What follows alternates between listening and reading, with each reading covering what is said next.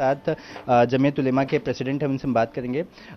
Sir, ये जिस तरह से आपने ये सरकार का आदेश देखा कि अब 500 करोड़ रुपए दे दिया गया है, 2000 में, साल 2000 में इसकी स्थापना की गई थी, तब से सिर्फ 30 करोड़ रुपए आवंटित किए गए थे। 31 अगस्त को पूरे महाराष्ट्र के 36 अजला का एक डेलीगेशन देवगिरी बंगले पर नायब वजीर आला अजीत दादा पवार से मुलाकात किया और माइनॉरिटीज के जितने इश्यूज हैं उसके ऊपर लगभग 2.5 घंटे तक डिटेल बातचीत हुई कि माइनॉरिटीज के ये इश्यूज हैं और आप जब ये चाहते हैं और सरकार जब ये चाहती है कि इसको मेन सिस्टम में लाए, लेकिन इसके बावजूद कोई चीज़ कारामद नहीं हो रही है।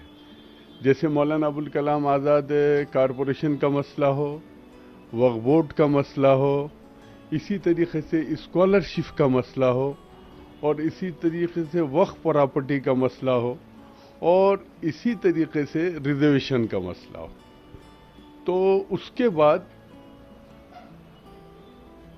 21 सितंबर को नायब वजीर आला के दैलान में मंत्रालय में पूरे डिपार्टमेंट के साथ, पूरे डिपार्टमेंट के सेक्रेटरीज के साथ जमीयत उलमा महाराष्ट्र की एक डिटेल मीटिंग हुई। तकरीबन वो भी 2.5-3 घंटे चली और उसके अंदर ये सारे इश्यूज उसके अंदर आए कि मौलाना आज़ाद कारपोरेशन को कैसे डेवलप किया जाए जिसके ज़रिए माइनॉरिटी की तरक्की हो और उन तक स्कॉलरशिप पहुँचे।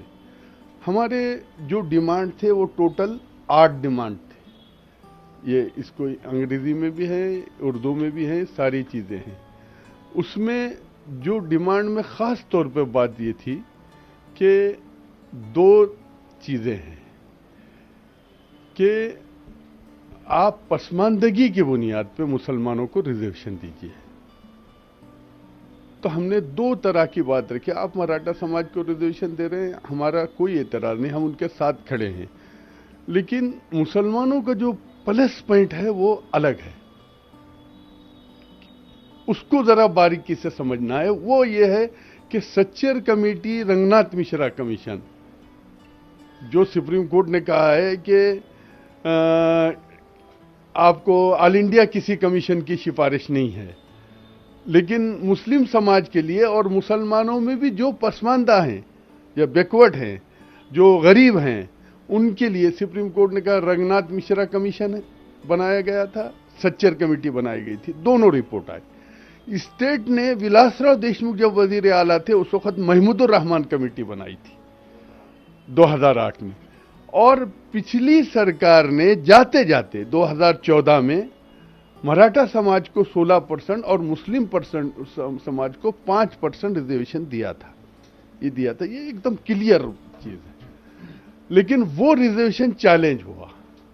चैलेंज होने के बाद भी बंबई हाई कोर्ट ने मुस्लिम समाज के एजुकेशन के रिजर्वेशन को बरकरार रखा और मराठा समाज के दोनों रिजर्वेशन को रिजेक्ट किया। लेकिन सरकार ये कर रही है। उसके बाद स्वार्थी बनी, उसके बाद भारती बनी, अन्ना बहुत साटे आए, उसके बाद सारी चीजें आए। तो हमारा ये डिमांड थी सरकार से कि आप हमारा एजुकेशन फ्री कर दीजिए। आप जब चाहते हैं कि मुसलमानों का डेवलपमेंट हो तो आप उसके लिए एजुकेशन फ्री कर दीजिए। तो नायब वजीर आला ने खास तौर पे संजीदगी लिए बताए इस मसले में अजीत पवार साहब ने, और उन्होंने 21 सितंबर को इसकी मीटिंग लिए और उसके बाद से ये हलचल चली और उसकी ये पहली कड़ी है। पहले उन्होंने एजुकेशन के एक स्कॉलरशिप के नाम पे जो बाहर मुल्क में बच्चे पढ़ने जाते हैं उसके लिए एक बजट उन्होंने डिक्लेयर किए कि जो भी माइनॉरिटी के बच्चे बाहर तालीम के लिए जाएंगे उनके लिए हम इतना इतना बजट मुख्तस कर रहे हैं। दूसरा ये कि मौलाना अबुल कलाम आज़ाद कारपोरेशन को 500 करोड़ रुपए उन्होंने दिए। हम जमीयत उलमा महाराष्ट्र का अध्यक्ष होने के नाते मैं उनका और पूरी कैबिनेट का शुक्रगुजार हूं कि उन्होंने एक अच्छा कदम उठाया। तो आप सुन रहे थे, जमीयत उलेमा के प्रेसिडेंट हैं जो सरकार के इस आदेश का स्वागत करते हैं।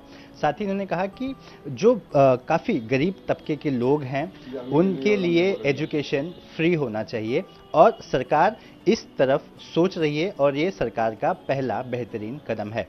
कैमरा पर्सन संतोष ड्यूटे के साथ सूरज ओझा, इंडिया टीवी, मुंबई।